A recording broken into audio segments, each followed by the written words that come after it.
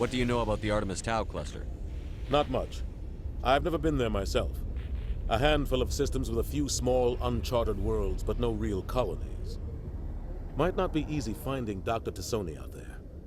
My advice is to look for the world with the Prothean ruins. Any extra intel you can give me on our colony at Pharos? The entire planet used to be one giant Prothean city. Mostly ruins now. But some of the infrastructure is still intact. The colony tried to build on what the Protheans left behind. We lost all contact with them when the Geth attacked. What can you tell me about Noveria? Novaria's trouble. Always has been. The whole planet's basically a center for corporations to conduct illegal research. Watch your back there, Shepard. Spectres are about the only form of Citadel authority Noveria respects. But they aren't popular.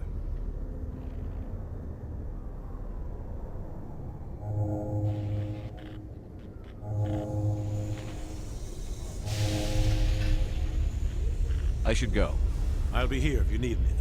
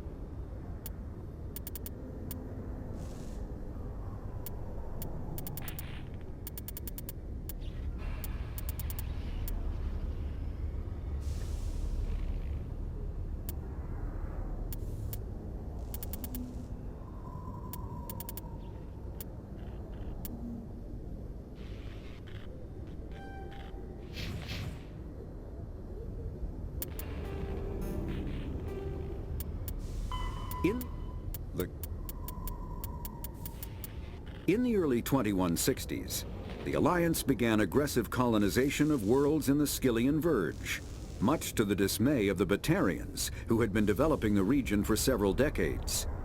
In 2171, the Batarians petitioned the Council to declare the Verge a zone of Batarian interest. The Council refused, however, declaring unsettled worlds in the region open to human colonization. In protest, the Batarians closed their Citadel embassy and severed official diplomatic relations with the Council, effectively becoming a rogue state. They instigated a proxy war in the Verge by funneling money and weapons to criminal organizations, urging them to strike at human colonies.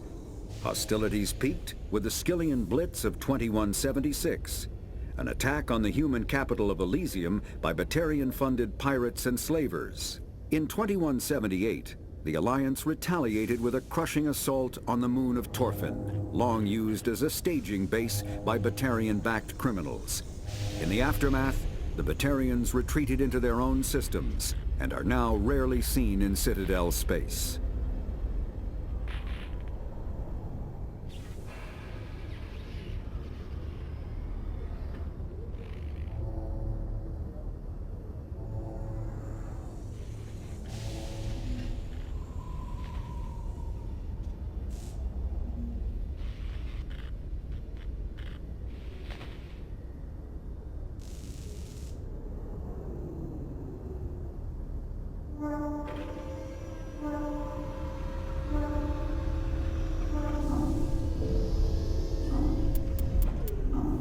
Pharos is no. The terminus. There are between 2 and 400 billion stars in the galaxy, and less than 1% of them have ever been visited or had their systems properly surveyed.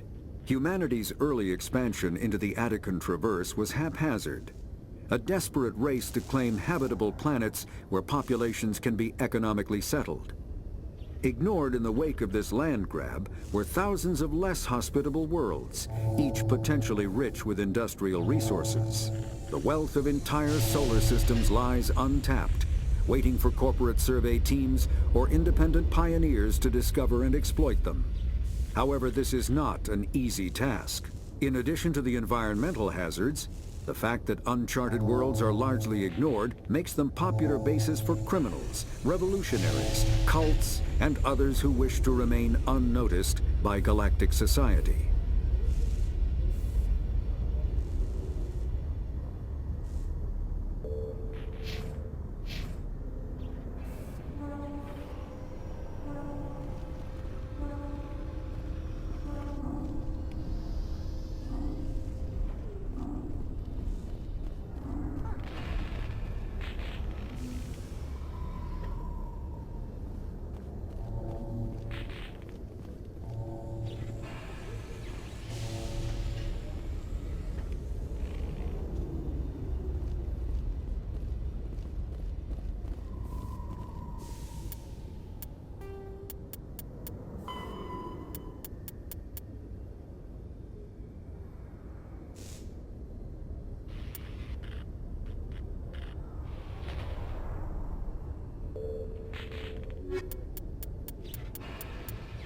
Combat.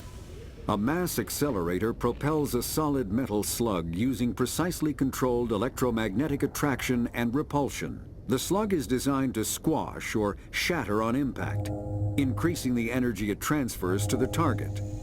If this were not the case, it would simply punch a hole right through, doing minimal damage. Accelerator design was revolutionized by Element Zero. A slug lightened by a mass effect field can be accelerated to greater speeds, permitting projectile velocities that were previously unattainable. If accelerated to a high enough velocity, a simple paint chip can impact with the same destructive force as a nuclear weapon. However, mass accelerators produce recoil equal to their impact energy. This is mitigated somewhat by the mass effect fields that rounds are suspended within. But weapon recoil is still the prime limiting factor on slug velocity.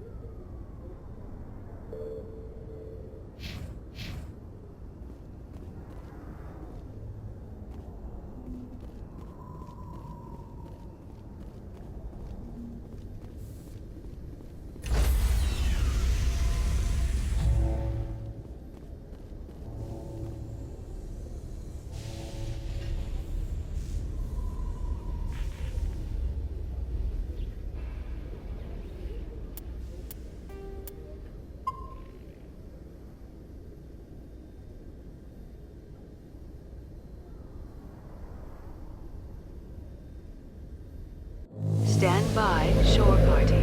Decontamination in progress.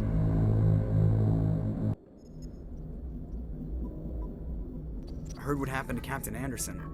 Survives 100 battles and then gets taken down by backroom politics. Just watch your back, Commander. Things go bad on this mission, you're next on their chopping block.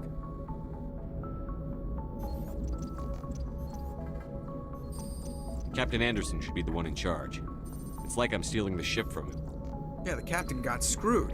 But it's not like you could have stopped it. Nobody's blaming you. Everyone on this ship's behind you, Commander. 100%. Intercom's open. If you got anything you want to say to the crew, now's the time.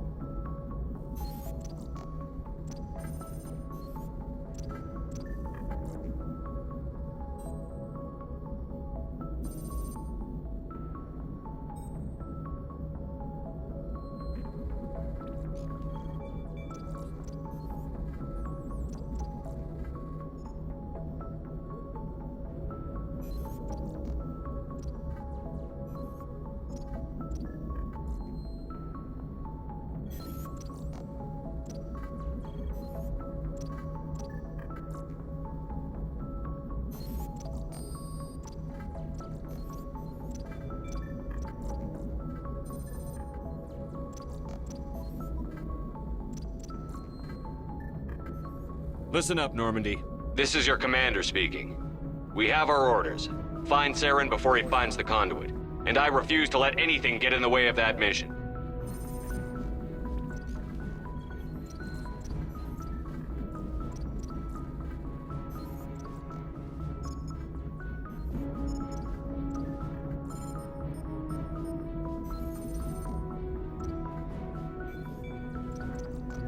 The Council wants to ignore this.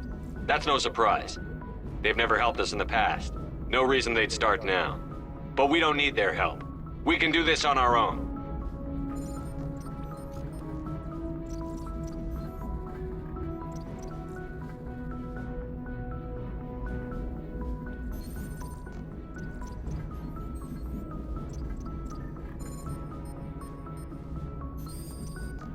Wherever Saren goes, we'll follow. Wherever he searches for the conduit, we'll be there. We will hunt him to the very ends of the galaxy and bring him down.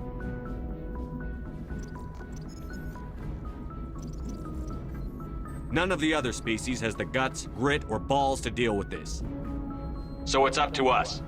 We're the only ones who can stop Saren. I swear to you all, we will stop him. Well said, Commander. Captain will be proud.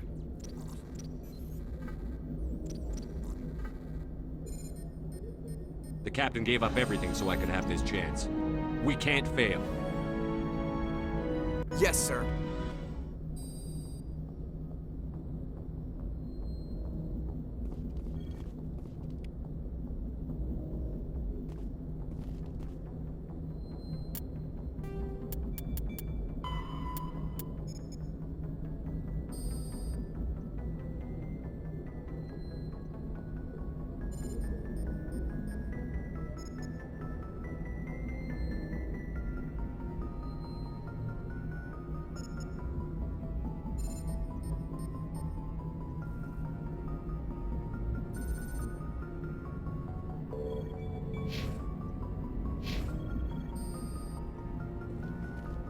Commander, something you need? How's the Normandy performing? Is she everything they said she'd be? She's the best ship in the fleet. If you've got a pilot who knows how to handle her. Balance isn't what you'd expect. Takes a while to get used to that oversized drive core we got stuffed in the back, and her power can sneak up on you if you're not careful. The Normandy's probably too much ship for your average Alliance pilot, Commander. Lucky for you, I'm anything but average.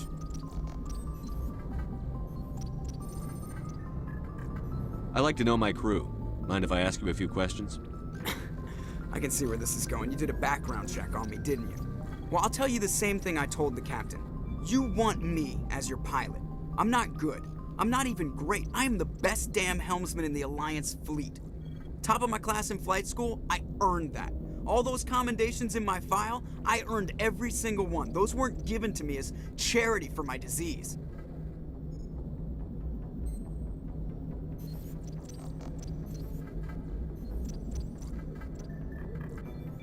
What are you talking about? Are you sick? You mean you didn't know? Oh, crap.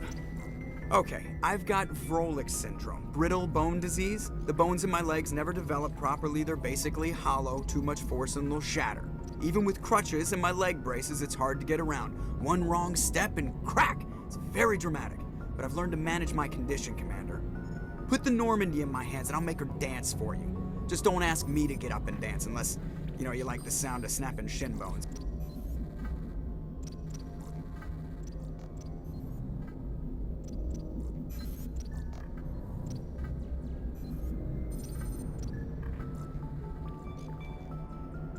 Why does everyone call you Joker? It's a lot shorter than saying Alliance Flight Lieutenant Jeff Moreau. Plus, I love to make little children laugh.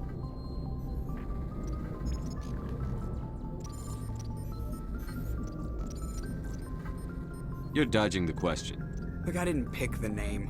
One of the instructors in flight school used to bug me about never smiling. She started calling me Joker, and it stuck. Why didn't you ever smile? Hey, I worked my ass off in flight school, Commander. The world's not gonna hand you anything if you go around grinning like an idiot. By the end of the year, I was the best pilot in the academy, even better than the instructors, and everybody knew it. They'd all got their asses kicked by the sickly kid with the creaky little legs. One guess who was smiling at graduation?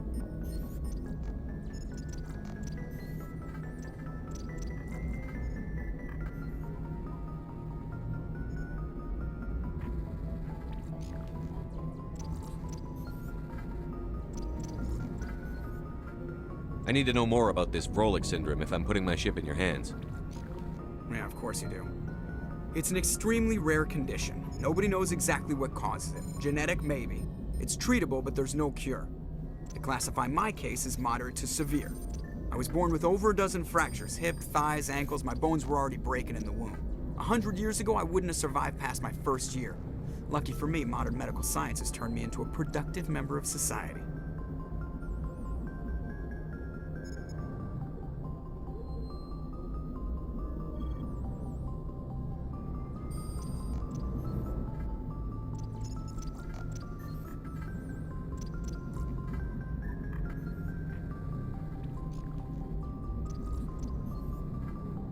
You're not gonna break a bone trying to fly the ship, are you? I don't fly with my feet, Commander, so I'm fine as long as I'm in this chair. I gotta be real careful when I get up to take a piss, though. I can do my job as well as anyone on the ship. Better, actually. So don't worry about it.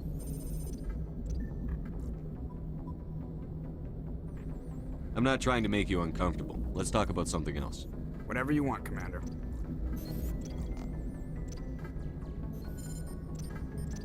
How'd you end up joining the Alliance? Look, if you're looking for an inspirational tale of the crippled kid overcoming impossible odds, you're gonna be disappointed.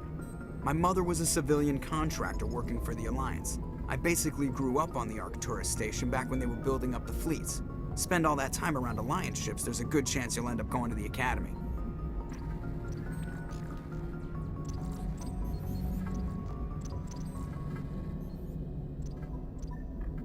I have to go. All right, see ya.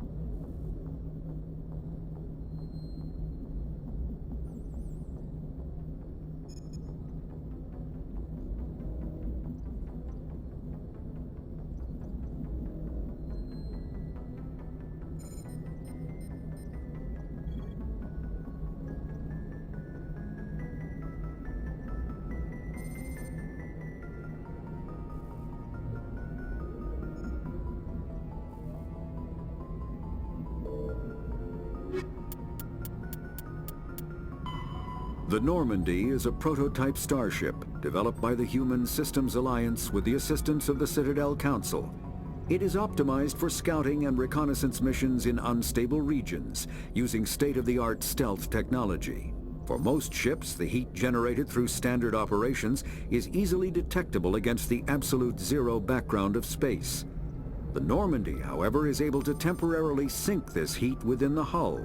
Combined with refrigeration of the exterior hull, the ship can travel undetected for hours or drift passively for days of covert observation. This is not without risk. The stored heat must eventually be radiated, or it will build to levels capable of cooking the crew alive. Another component of the stealth system is the Normandy's revolutionary Tantalus drive, a mass effect core twice the standard size. The Tantalus drive generates mass concentrations that the Normandy falls into, allowing it to move without the use of heat-emitting thrusters.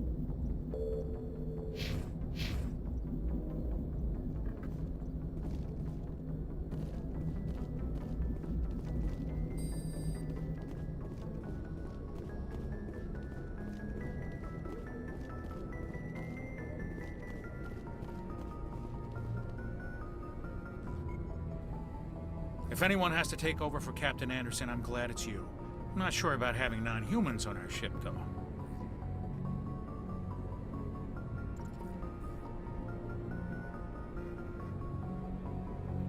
We're all on the same team here, Presley. With all due respect, sir, that's what they said about Nihilus. Look how that turned out.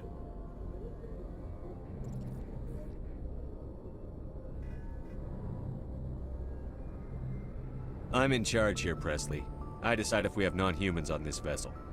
Yes, sir. Understood, sir. Speak freely, Presley. I want to know if you have a problem with non-humans. It's not that, Commander. Humanity has always handled its own problems. Saren attacked one of our colonies. We should be the ones to stop him. We don't need their help.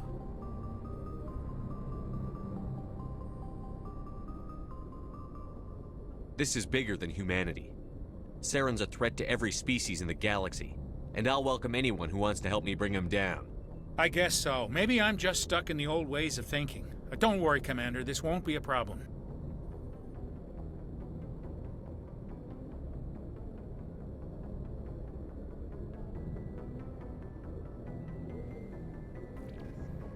Speak freely, Presley. I trust you, Commander. If you think they belong here, then so do I.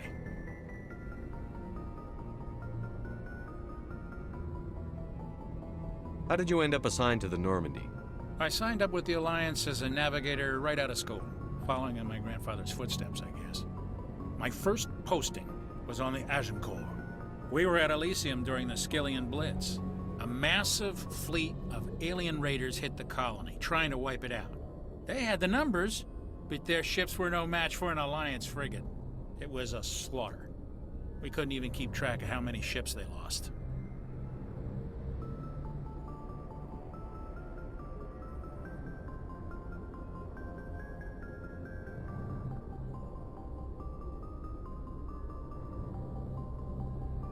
How'd you end up on the Normandy?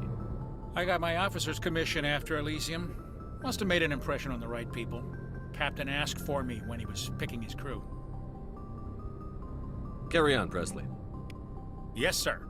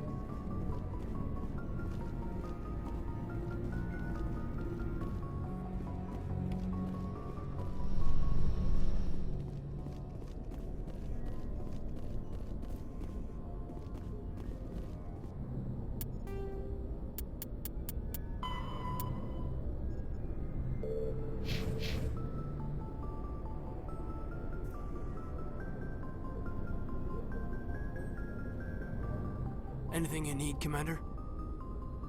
What's your opinion on the last mission? I don't see how we could have done things any better. At least not without getting to Eden Prime sooner. And we were on the scene faster than any other Alliance ship could have been. Just trying to get a sense of where the crew's at. Thoughts? I've wasted enough of your time for now, Commander. We'll have time for personal debriefings later. We'll talk another time, Lieutenant. Commander?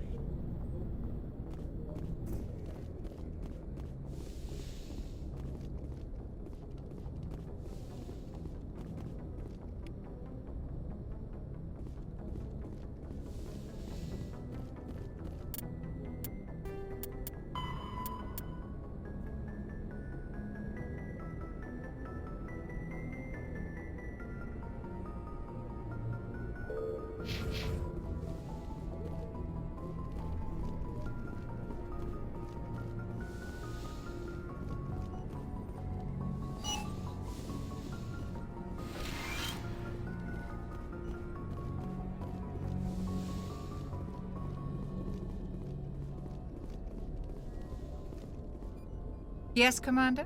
Is there something you need? How well do you know the Lieutenant? I'd never worked with him before. Tends to keep to himself, though. Maybe because of the headaches. How did you end up serving on an But humanity needs the Alliance. I should go. Goodbye, Commander.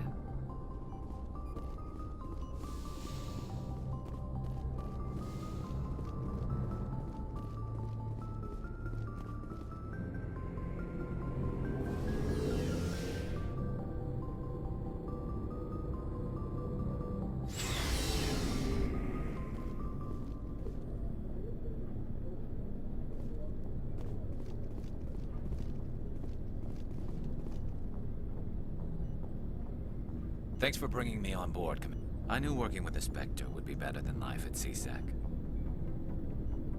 Have you worked with a Spectre before? Well, no, but I know what they're like. Spectres make their own rules. You're free to handle things your way.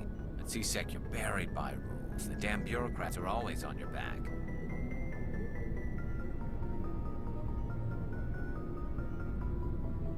Being a Spectre does have its advantages. Exactly my point. If I'm trying to take down a suspect, it shouldn't matter how I do it, as long as I do it. But CSEC wants it done their way. Protocol and procedure come first. That's why I left. So you just quit because you didn't like the way they do things? There's more to it than that. It didn't start out bad, but as I rose in ranks, I got saddled with more and more red tape. CSEC's handling of Saren was typical. I just couldn't take it anymore. I hate leaving. I hope you made the right choice. I'd hate for you to regret it later. Well, that's sort of why I teamed up with you. It's a chance for me to get off the Citadel, see how things are done outside CSEC. Either way, I plan to make the most of this. And without CSEC headquarters looking over my shoulder, well, maybe I can get the job done my way for a change. As long as you do your job well, you're free to go about your business as you see fit. Thank you, Commander.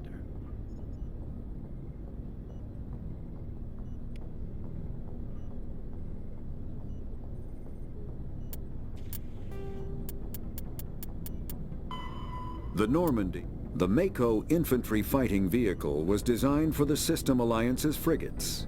Though the interior is cramped, an M35 is small enough to be carried in the cargo bay and easily deployed on virtually any world. With its turreted 155mm mass accelerator and coaxially mounted machine gun, the Mako can provide a fire team with weapon support as well as mobility. Since Alliance Marines may be required to fight on any world, the Mako is environmentally sealed and equipped with microthrusters for use on low-gravity planetoids. The Mako is powered by a sealed hydrogen-oxygen fuel cell and includes a small Element Zero core. While not large enough to nullify the vehicle's mass, the core can reduce it enough to be safely airdropped. When used in conjunction with thrusters, it also allows the Mako to extricate itself from difficult terrain. Commander, good to see you.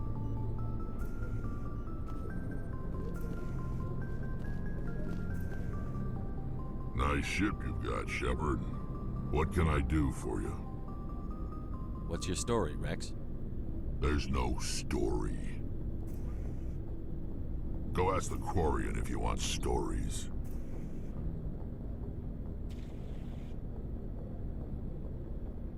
You Krogan live for centuries. Don't tell me you haven't had a few interesting adventures. Well, there was this one time the Turians almost wiped out our entire race. That was fun. I heard about that.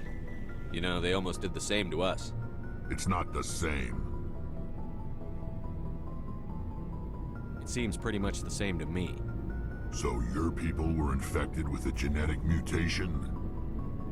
An infection that makes only a few in 1,000 children survive birth? And I suppose it's destroying your entire species? I suppose it isn't all the same. I don't expect you to understand, but don't compare humanity's fate with the Krogan.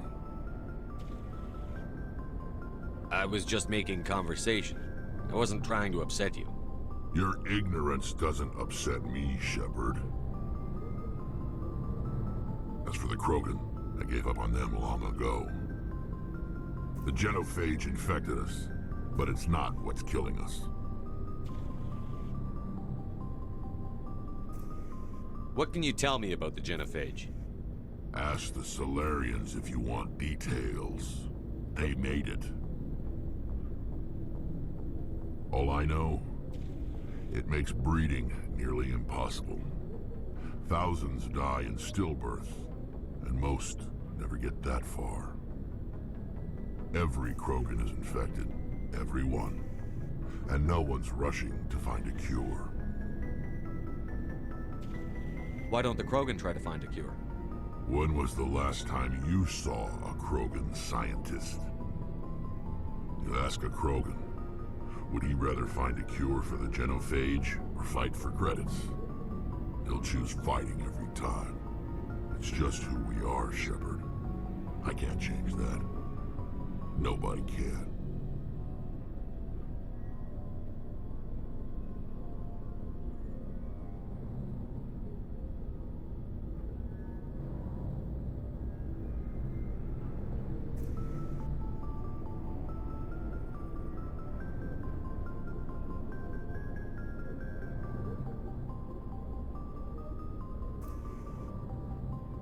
Are your people really dying?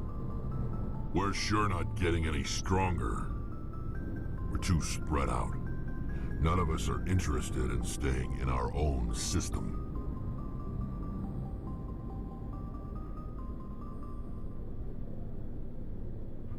Lots of species have left their homes and prospered. But they go to colonize new worlds. We're not settlers. We're warriors. We want to fight. So we leave. Hire ourselves out. And most of us never go back. So long, Rex. Shepard.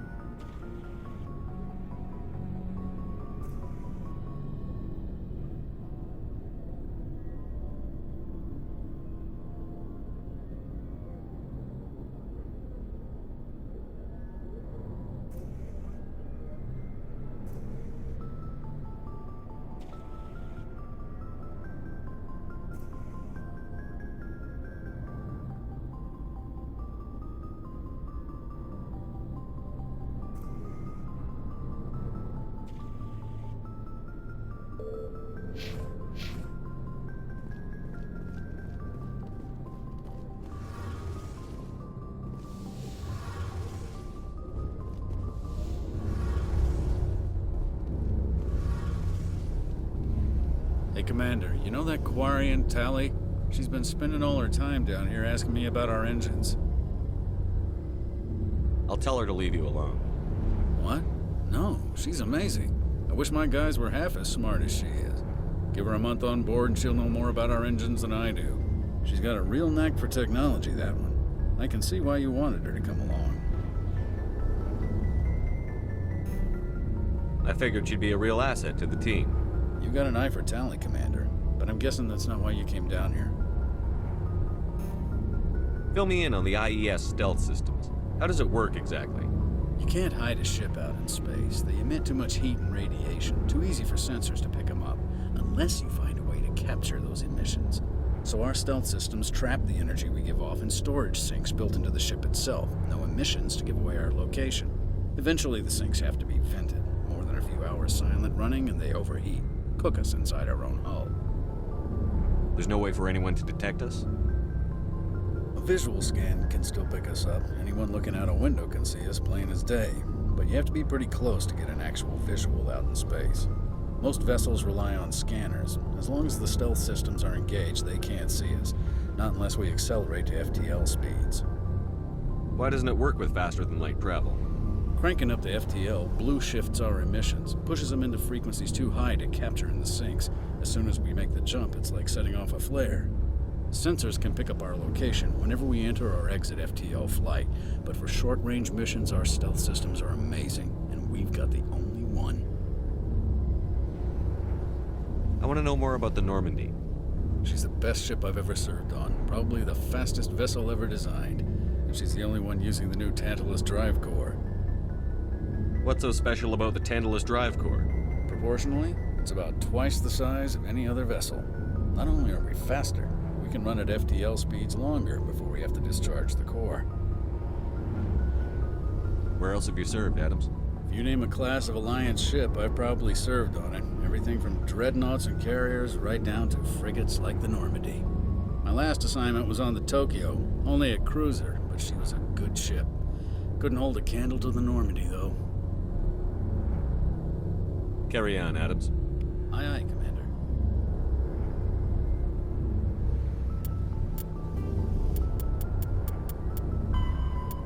Larger warships are generally classified in one of 4 weights.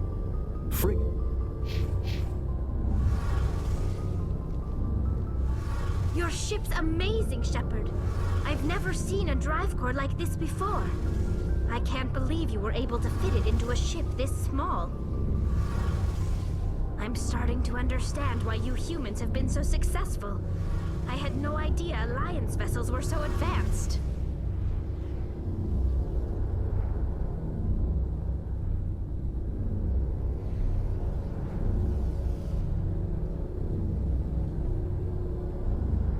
The Normandy's a prototype. Cutting-edge technology.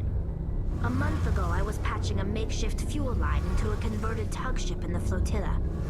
Now, I'm sitting on board one of the most advanced vessels in Citadel space. I have to thank you again for bringing me along. Traveling on a vessel like this is a dream come true for me. I had no idea you found ship technology so interesting. It comes with being a Quarian. The migrant fleet is the key to the survival of my people. Ships are our most valuable resource. But we don't have anything like this. We make do with cast-offs and second-hand equipment. We just try to keep them running for as long as we can. Some of the fleet's larger vessels date all the way back to our original flight from the Geth. I can't believe your fleet's still using ships that are 3 centuries old. They're constantly being repaired, modified, and refitted. They aren't pretty, but they work. Mostly. We've tried to make ourselves as independent as possible on the flotilla. Grow our own food, mine, and process our own fuel. But some things we just can't make on our own. A patch to maintain the hull integrity requires raw materials we just don't have. That's why our pilgrimages are so important. Tell me about your people. Our lives aren't easy. Resources are scarce, and we are constantly on the move. Everything we do must in some way contribute to the continuation of the migrant fleet. There are 17 million Quarians in the flotilla, and each of us relies on the others for survival. The bonds among my people are strong. Unfortunately, we have had to surrender many of the freedoms and civil liberties other species take for granted.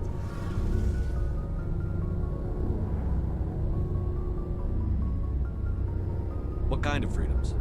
Well, it's illegal for parents to have more than one child. If our population grows too much, it would strain our resources to their breaking point. Of course, we also can't allow our numbers to become too few. If our population is in decline, the rule against single births is temporarily repealed. In extreme cases of population decline, incentives are even offered to encourage multiple births, though the Conclave hasn't had to take such measures in nearly a century. That's your government. The Conclave is our civilian branch of government. Each ship can elect a representative to serve on the Conclave and make decisions that affect the fleet as a whole. On matters that affect an individual ship, however, the captain has the final say. It's a tradition that dates back to the early days, when the fleet was governed by martial law. Fortunately, most captains nowadays are smart enough to have an elected council from their crew to give them advice and guidance. So the ultimate power rests with elected officials. In practice, the Conclave and the respective council for each ship tend to set the rules that govern our daily lives. But in theory, we are still under military jurisdiction. The 5 top-ranking military officials in the fleet serve on the Admiralty Board. These 5 have the power to overrule any decision by the Conclave in case of emergency. To do so requires unanimous agreement among the Admiralty, and they can only do this once. After that, the entire board must resign their posts. It's a safeguard that served us well. In nearly 3 centuries, the Admiralty Board has only overruled the Conclave 4 times. I want to know more about the Geth. I doubt I can tell you anything you don't already know. It's been almost 3 centuries since they drove my people into exile. All I know is the story of their origins, what they were when we created them, and how they turned on us.